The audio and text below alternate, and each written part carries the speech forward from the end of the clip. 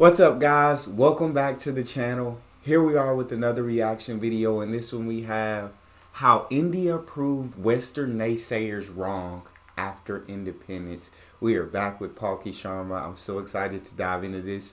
Before we do, however, if you would like to support the channel by becoming a member, please don't hesitate to click that join button down below to receive exclusive benefits that I know you guys will enjoy. But let's dive right in.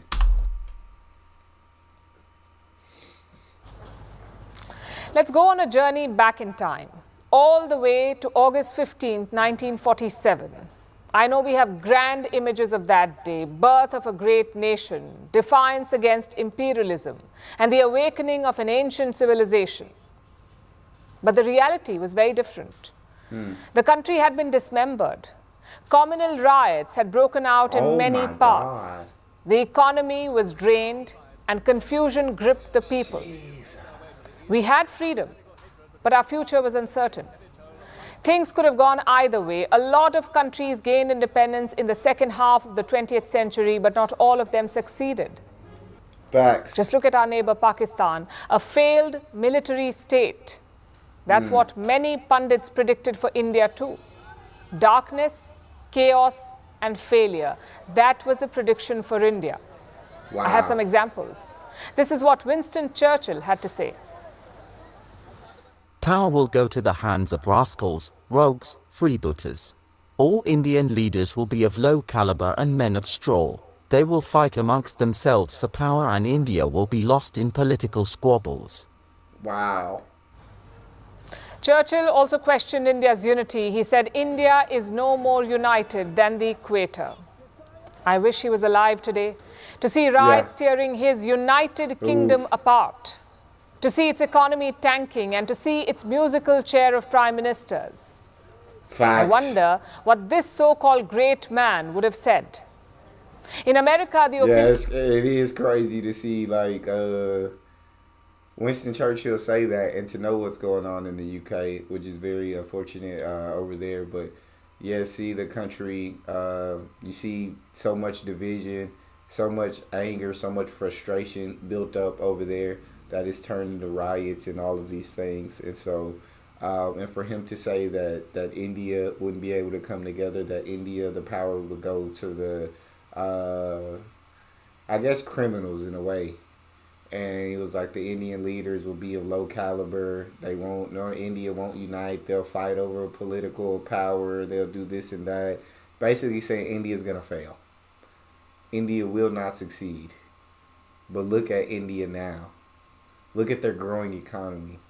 Look at their coming together. Look at them all following the incredible leader Modi.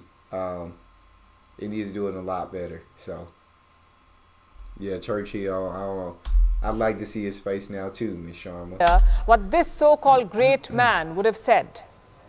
In America, the opinion was the same. Harry Truman was president back then. Listen to what he said. Okay. I thought India was pretty jammed with poor people and cows wandering around the streets, witch doctors, and people sitting on hot coals and bathing in the Ganges. But I did not realize that anybody thought it was important. Oh, wow. How the times change. Today, America calls India its natural partner. The truth is, nobody expected us to survive, certainly not our democracy. Yeah. Well, status update. India is now the largest democracy in the world. It has held 18 nationwide elections, all of them ending in peaceful transfers of power. Can't say the same about America, though. Facts. All these statements boil down to the same problem, racism. The West couldn't believe that a non-white democracy was even possible. You preaching, let alone Palki. that it could have logical policies. Take non-alignment, for instance. India refused to take sides during the Cold War. Again, Washington was enraged. Their top diplomats called it immoral and evil, a sign of weakness and lack of foresight. That's what they called it. Well, let's cut to 2024. We don't call it non-alignment anymore. We call it strategic autonomy, but the spirit remains the same, putting your interests over camp politics. And everyone is talking about it now. The EU wants strategic autonomy. France wants strategic autonomy. Brazil, Japan, Turkey, all of them want strategic autonomy. And all of them should, because that's what all the top countries are doing, right? The U.S. In a way, they have their alliances in a way and everything, but in a way, like if it doesn't benefit their interests, they're not really gonna do anything. You're only gonna see them strike or do anything that's gonna benefit their interest in some form or fashion. So why would India not do the same? Washington was only mad that they didn't choose their side in the Cold War because they wanted them to choose their side. That's why they call it immoral. Yet India's been through so much that America just sat back. But it wasn't immoral when when America sat back, was it? And so, yeah, I shout out to India. So many countries, the West, thought they were gonna fail. Thought that a non-white democracy wouldn't survive. Yet they didn't. They didn't understand how resilient the Indian people were. They didn't understand that the Indians were going to thrive. That they're absolutely incredible. That they're about community. They're about helping each other. And that's what's helped them get to the point that they are now, quickly rising. So much for lacking foresight. But India was not demoralized by this criticism. Our leaders put their head down and brick by brick, they built a new country. In 1947, India was supposed to be a basket case. Today, it's the next big thing, a world power in the making. Yep. Just look at some of the key indicators. In 1947, India's life expectancy was 32 years. Today, it is more than 70 years. Wow. Literacy was less than 20% in 1947. Today, it is more than 77%. God dang. India's share of the global GDP was just 3% in 1947. It is now almost 10%. We had just 20 universities at the time of independence. Today, there are more than 1,100. Look at foreign exchange reserves. We had just $1.8 billion in 1950. Today, we have almost $650 billion. $650 billion. It's one of the largest forex stocks in the world. Same with food grains. Until the 1960s, India faced food shortages. We had to import food from other countries, but today we are self-sufficient. We are the largest exporter of rice in the world. Of course, this journey was not linear. We had moments of doubt. We had challenges. Like the 1962 war against China, a war that we lost. Or the economic crisis in the 1990s, when we had to be bailed out by the IMF. A lot of countries may have lost their way in those moments, but India did not give up. Yeah. We learned from those mistakes. Yeah, in the 1970s, India tested its own nuclear bomb, thus establishing security and deterrence. In the 1990s, we liberalized our economy, thus avoiding future economic crises. For any young country out there, this is a lesson, a roadmap to follow. India did not succeed because of global help. We succeeded despite the lack of it. Ooh. Every Indian leader, every policymaker. Talk to him, Parky. We did not succeed because of global help. We succeeded despite the lack of it. Despite everybody thinking that we were going to fail. Despite all the challenges that we had along the way. We continue to keep pushing and keep pushing and keep progressing and learning from each mistake that we made. I love it.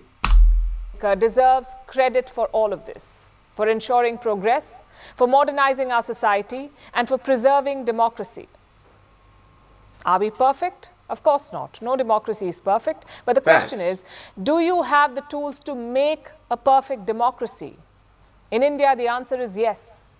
So tonight, let's celebrate the greatest underdog story, where willpower trumped odds and hardships forged unity. You just love to hear her talk. She talks so to where, what am I trying to say? Y'all know I've said it before. She talks, the way she talks makes it very easy for me to understand. I'll say it like that. Of course, India was 1947. They gave their independence. They were left with almost nothing. She pulled up those numbers, it's incredible to see what they had then and what they have now. India was a country, she said, that the West thought was going to fail. They didn't think India was important. They think India was just full of poverty, full of cows walking the streets, full of witch doctors. They thought India's leaders were made of straw. They didn't think that they would overcome. Yet, look at India today. India is the next big thing. The next big power. Self-sufficient. Look at all the literacy rate from 1947 until now. Look at how much universities they had then, how much universities are there now. Look at the money, federal exchange money, or foreign exchange reserves they had then, and look at it now.